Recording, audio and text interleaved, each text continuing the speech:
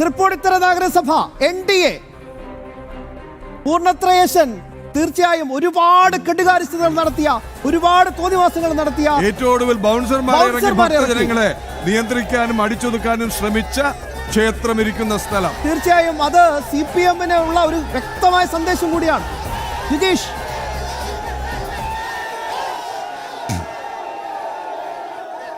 തീർച്ചയായും വലിയ ഒരു ആഹ്ലാദ പ്രകടനം തന്നെയാണ് ഇപ്പോൾ ഇവിടെ തൃപ്പൂണിത്തുറയിൽ നടക്കുന്നത്. NDAയുടെ ഏറ്റവും വലിയ ഒറ്റകക്ഷിയായി NDA മാറിയിരിക്കുന്നു. അതിന്റെ ആഹ്ലാദ പ്രകടനമാണ് പ്രവർത്തകർ നടത്തുന്നത്. 21 സീറ്റുമായി BJP തൃപ്പൂണിത്തുറ മുനിസിപ്പാലിറ്റിയിൽ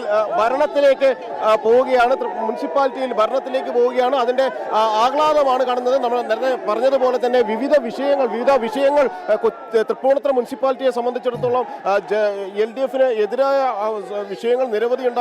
ഒന്ന്, അഴിമതി ഉൾപ്പെടെയുള്ള വിഷയങ്ങൾ ചൂണ്ടിക്കാണിച്ചുകൊണ്ടാണ് NDA പ്രചരണം നടത്തിയത്. ഒപ്പം തന്നെ മറ്റു ശബരിമല വിഷയം, തൃപ്പൂണിത്തുറ പൂർണ്ണത്രയീശ ക്ഷേത്രവുമായി ബന്ധപ്പെട്ടുകൊണ്ട് ബൗൺസർമാരെ ഇറക്കിയതടക്കമുള്ള വിഷയങ്ങളെല്ലാം തന്നെ LDF-ന് തിരിച്ചടിയായി എന്ന് വേണം വ്യക്തമാകാൻ വേണ്ടി. അങ്ങനെ വലിയ ഒരു തോൽവി LDF നേരിട്ടിരിക്കുന്നു. NDA വലിയ ഒരു മുന്നേറ്റം നടത്തിയിരിക്കുന്നു. അതിന്റെ എല്ലാം തന്നെയുള്ള ഒരു ആഹ്ലാദ പ്രകടനം തന്നെ നമുക്ക് ഇവിടെ എല്ലാം തന്നെ കാണാൻ കഴിയും. ഇപ്പോൾ വിജയിച്ച നിരവധി സ്ഥാനാർത്ഥികളുണ്ട്. അവരെല്ലാവരും തന്നെ നമുക്ക് അവരോട് തന്നെ ചോദിക്കാം. വൻ വിജയം നേടിയിരിക്കുകയാണ് BJP. ഇതുവരെ തൃപ്പൂണിത്തുറയിൽ കാഴ്ചവെക്കാത്തൊരു വിജയം. ഒറ്റക്കക്ഷിയായിട്ട് BJP മാറിയിരിക്കുകയാണ്. അഴിമതി ഭരണത്തിന് അറബിക്കടലിലേക്ക് ജനങ്ങൾ വലിച്ചെറിഞ്ഞിരിക്കുകയാണ്. ഇനി കോൺഗ്രസിന്റെയും CPM-ന്റെയും കൂട്ടുഭരണത്തിനെതിരെയുള്ള വലിയൊരു വിധിയെഴുത്താണ് തൃപ്പൂണിത്തുറയിൽ നടന്നിരിക്കുന്നത്. ഇതൊരു ചരിത്ര വിജയമാണ്. തൃപ്പൂണിത്തുറയിൽ കേരളത്തിൽ മുഴുവനും ഉണ്ടാകാൻ പോകുന്ന മാറ്റത്തിന്റെ ഒരു നാഴികക്കല്ലായിട്ട് തൃപ്പൂണിത്തുറ മാറിയിരിക്കുകയാണ്. ജിജീഷ്, ഒരു കാര്യം അറിയേണ്ടത്, 21ഇടത്ത് NDA, 20ഇടത്ത് LDF, ഒരു സ്വതന്ത്രൻ. ഈ സ്വതന്ത്രന്റെ പശ്ചാത്തലം എന്താണ്? ഏതെങ്കിലും കക്ഷിയുടെ റിബലാണോ അതോ ഓർഗാനിക് സ്വതന്ത്രനാണോ? ആ വാർഡ് എനിക്ക് ഇഷ്ടപ്പെട്ടു കേട്ടോ. ഓർഗാനിക് സ്വതന്ത്രൻ. നിലവിലൊരു സ്വതന്ത്രം വിജയിച്ചിരിക്കുന്ന ആ സ്വതന്ത്രന്റെ ഒരു പശ്ചാത്തലം എന്താണ്?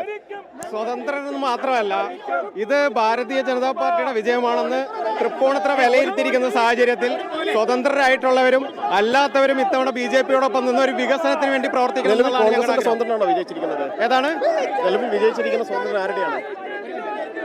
അത് ഞാൻ നോക്കുന്നേ ഉള്ളൂ. ഞാനിപ്പോ അതിനുള്ള ഒരുക്കത്തിലല്ല, ഇപ്പൊ ജയിച്ച് ഇറങ്ങിയുള്ളൂ.